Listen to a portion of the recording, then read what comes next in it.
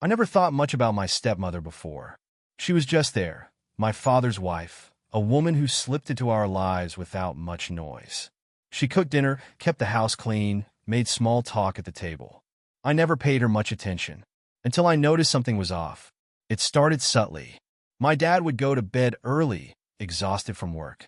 The house would fall into silence, the only sounds being the distant creaks of settling wood and the hum of the refrigerator. But then I'd hear it, the soft click of the back door unlocking, the faint rustling of fabric as someone moved through the darkness. At first, I thought it was nothing, maybe just her getting some air.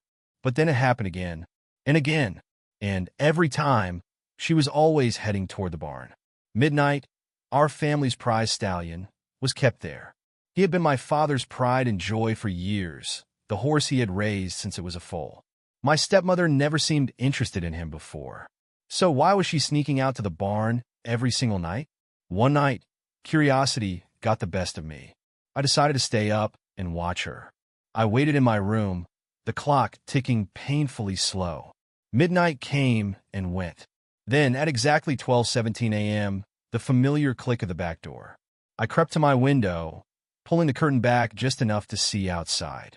And there she was. She moved with purpose, her robe flowing behind her in the moonlight. She didn't turn on any lights, didn't hesitate. She walked straight to the barn and slipped inside. The door shut. I waited. 5 minutes. 10. 15. She never came back out. A shiver ran down my spine. I wanted to ignore it, to brush it off as nothing, but my gut told me otherwise. Something was wrong, and I was going to find out what. I couldn't sleep after that. The image of her slipping into the barn, disappearing into the darkness, played over and over in my head. It didn't make sense. What could she possibly be doing out there every single night? At first, I tried to reason with myself. Maybe she was just checking on Midnight. Maybe he had trouble sleeping, or maybe she enjoyed brushing him late at night. But why would she keep it a secret? Why would she wait until my father was asleep, moving as quietly as possible? I needed to know. The next night, I waited again. I didn't turn off my light, didn't pretend to go to bed. I just sat there, staring at the clock, counting the minutes. 12:10 a.m., 12:15 a.m. Then there was the click. I moved quickly, but silently, pressing myself against the window, watching. The scene played out exactly the same.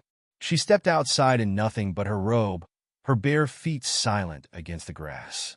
Her head was slightly tilted downward, her dark hair cascading over her shoulders. The barn door was slightly ajar before she even reached it, like something was waiting for her. I swallowed hard. Not this time. The second the barn door shut behind her, I was moving. My heart pounded as I crept through the hallway, barely breathing as I twisted the back door handle open. The night air was cold against my skin, the damp grass chilling my bare feet.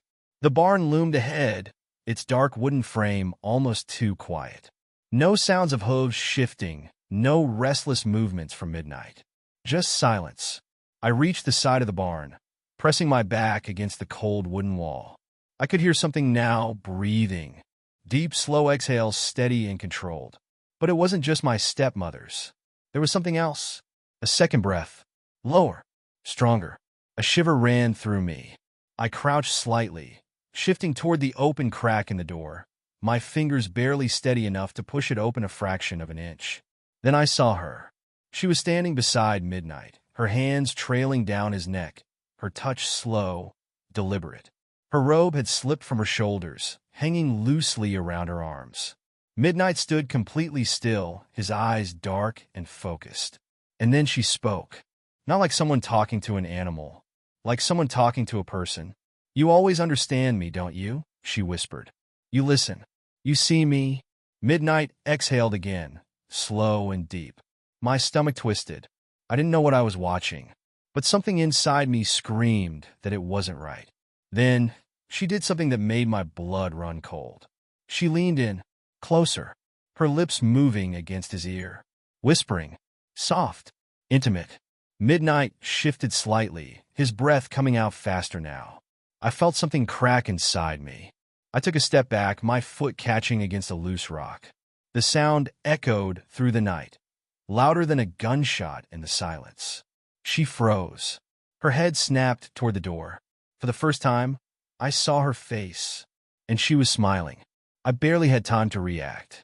My breath hitched in my throat as my stepmother's eyes locked onto mine through the tiny gap in the barn door.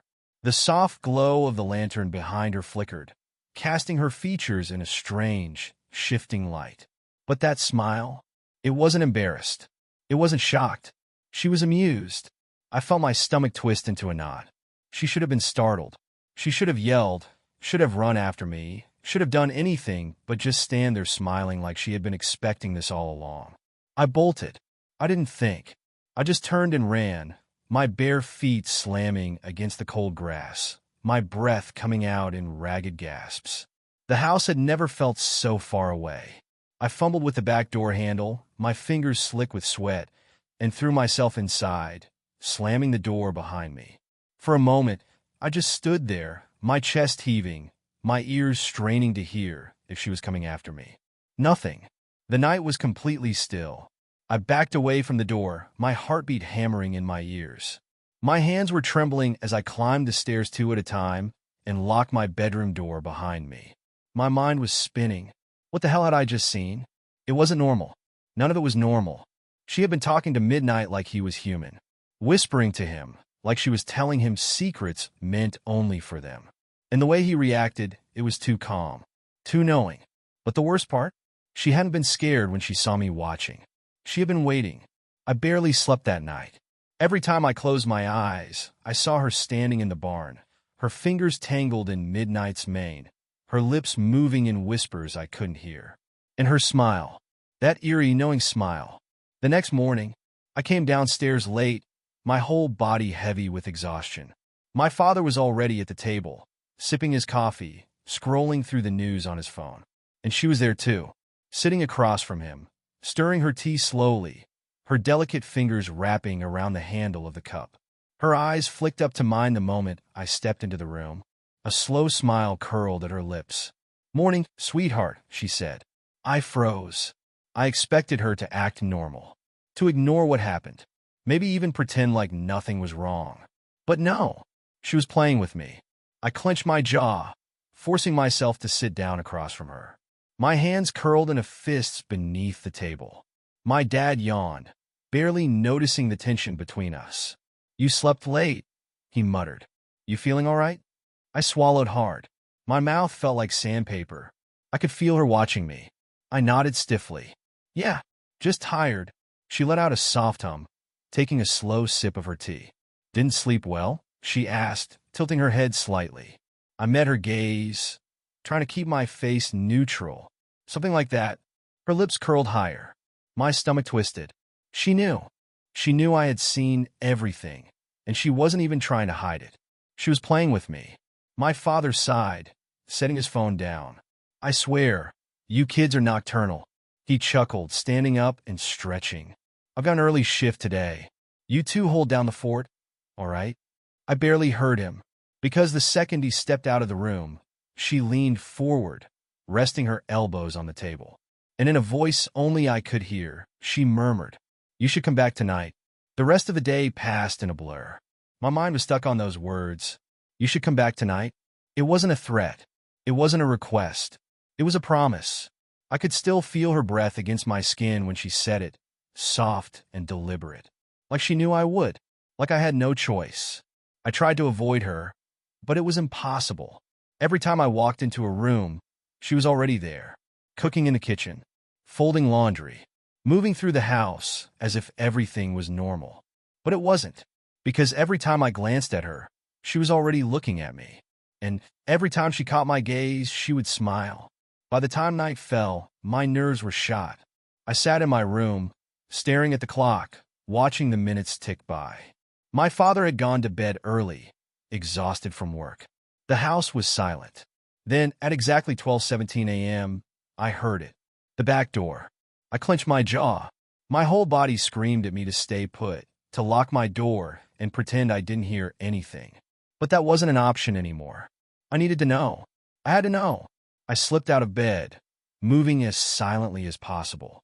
My heart pounded as I made my way down the stairs, avoiding the creaky floorboards I had memorized over the years. The back door was slightly open, the cool night air drifting inside. She had already gone out. I swallowed hard, stepping onto the damp grass, my bare feet sending a shiver up my spine.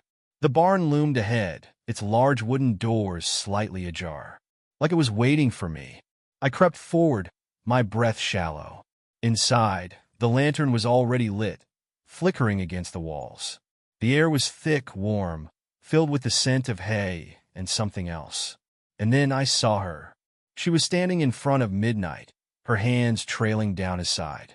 Her robe hung loosely off her shoulders, her dark hair cascading down her back. She wasn't startled. She wasn't surprised. She was waiting. The second I stepped inside, she spoke. "I knew you'd come." My throat tightened. "What are you doing?" She exhaled softly, her fingers still stroking Midnight's mane. "The same thing I do every night." My pulse pounded. "Why?" She turned to face me fully, tilting her head slightly. "Because he listens." Midnight shifted, his deep, slow breath filling the space between us. I clenched my fists. "You act like he understands you." She smiled. "Oh, sweetheart," she whispered. "He does." A cold shiver ran down my spine. "You're insane." Her smile never wavered. "Am I?" Something in her eyes made my stomach churn. The way she looked at me like I was missing something obvious. Like I was the one who didn't understand. I took a slow step back, but she mirrored my movement, stepping closer. "You've been watching, haven't you?" she murmured. I swallowed hard. My voice cracked. "I don't know what I saw." She chuckled softly. "But you came back anyway." I opened my mouth, but nothing came out. Midnight shifted again, his breath deep, deliberate. My stepmother reached out, her fingers brushing against my wrist. "I think you're starting to understand," she whispered. I yanked my hand away, my skin crawling. Her smile widened. "You'll see soon enough," she murmured. I didn't wait for an explanation. I ran. I didn't stop running until I was back in the house, the door slamming shut behind me. My chest heaved, my fingers dug into the wood as I pressed my weight against it, my body trembling. She let me go. She didn't chase me, didn't call after me. She knew I would come back. That was the worst part. I paced my room for what felt like hours, my hands raking through my hair, my mind replaying everything over and over. The way she whispered to him, Dot. The way he listened, Dot. The way she wasn't afraid. Midnight was just a horse. Just a damn horse. So why did I feel like I was the one losing control? I tried to sleep, but my body wouldn't let me. My eyes burned, my limbs ached, but every time I closed my eyes, I saw them. Standing in the dim lantern light, her fingers tracing his mane like he belonged to her in a way that didn't make sense. And the way he watched me, not like an animal, like he understood. I didn't go back the next night, or the night after that. But I never stopped thinking about it, and neither did she. The question I shouldn't have asked. 3 nights later, we were alone in the kitchen. My father had taken a trip to visit his brother for the weekend, leaving just the two of us in the house. The tension had been building, a suffocating pressure between us. She was washing the dishes, humming softly, acting like nothing had changed. I couldn't take it anymore. I leaned against the counter, my jaw tight. "What do you do in the barn?" She didn't stop washing, didn't even look up. "I take care of Midnight," she said simply. I clenched my fists. "You know that's not what I mean." She finally turned off the water, drying her hands on a towel. When she looked at me, she was smiling. "You've been thinking about it, haven't you?" I swallowed hard. She stepped closer, her bare feet silent against the floor. Her voice dropped to a whisper. "You still don't understand." I gritted my teeth. "Then explain it to me." She exhaled, tilting her head as if debating something. Then she leaned in, too close. "If you really want to know," she murmured, "come see for yourself." My pulse spiked. No, I wasn't going back. But my stepmother? She had already won. Because we both knew I wouldn't be able to resist. Not forever. I should have ignored her. I should have left the house, driven somewhere, anywhere, but not there. Instead, I sat in my room, staring at the clock, waiting for the inevitable. 12:10 a.m. 12:15 a.m. My stomach twisted. 12:17 a.m. The back door creaked open. I clenched my jaw so hard it ached. My entire body screamed at me to stay put, to pretend I didn't hear anything. But I was already on my feet. I moved like I was in a trance, stepping into the hall, creeping down the stairs, pressing my palm against the cool metal of the back door handle. The night air wrapped around me like a warning. The sky was pitch black, clouds covering the moon. The barn door was ajar, the faint flicker of a lantern inside. She was expecting me. I swallowed hard, stepping forward, my bare feet sinking into the damp grass. Everything inside me told me not to do this. But I pushed the door open anyway. She stood in the middle of the barn, her robe draped loosely around her, her fingers tangled in midnight's mane. But this time, she wasn't pretending anymore. She didn't act surprised. She didn't play coy. She just smiled. "You finally gave in," she murmured. I clenched my fists. "I want answers." She sighed, running her fingers along Midnight's neck. "You always ask the wrong questions." Midnight exhaled, a deep, slow breath that sent chills crawling down my spine. I stiffened. I was done playing her game. "What is he?" I demanded. Her lips curved upward. "Oh, sweetheart." She took a slow step forward, her voice like velvet. "He's everything." Midnight shifted, his breath coming faster now. My skin prickled with something I couldn't explain. Then she whispered the words that made my blood run cold. "You were never supposed to watch from the outside." Her fingers brushed against my wrist. "You were supposed to join us." Her words hung in the air, thick and suffocating. "You were supposed to join us?" My body tensed. Every instinct in me screamed to get out of there, to turn and run. But my legs wouldn't move. She was too close now. Midnight exhaled, his breath heavy, deliberate. It filled the space between us, pressing down on my chest like an unseen weight. I swallowed hard. My voice cracked. "I don't understand." She smiled softly. "That's the beauty of it," she whispered. Then she took my hand, and Midnight moved. Not like a horse, not like an animal. He turned toward me, and for the first time, I saw his eyes. Really saw them. And they weren't his. They were something else. Something that knew me. Something that had been waiting. I tried to pull away, but my stepmother's grip tightened. Her fingers dug into my skin, cold and unrelenting. "You're fighting it," she murmured, tilting her head. "That's normal." Midnight took another step forward, his dark eyes boring into mine. And then he spoke. Not in words, not in any way I could understand, but I felt it, a voice, a presence, deep inside my head. "Let go," I gasped, stumbling backward, my breath coming in ragged gasps. "No," I whispered. "No, this isn't real. This isn't." My stepmother sighed, like she had been through this before, like she had seen it happen many, many times. "You're making it harder on yourself," she said gently. My vision blurred. My skin burned. The barn felt smaller, the walls pressing in. The lantern flickered, its glow pulsing in time with my heartbeat. Midnight stepped closer. His breath washed over me. And in that moment, I knew. I had already lost. I fell to my knees. My bones ached, my head spun. It felt like something was being peeled away, like I was unraveling from the inside out. My hands dug into the dirt, my fingers trembling. "What's happening to me?" I choked out.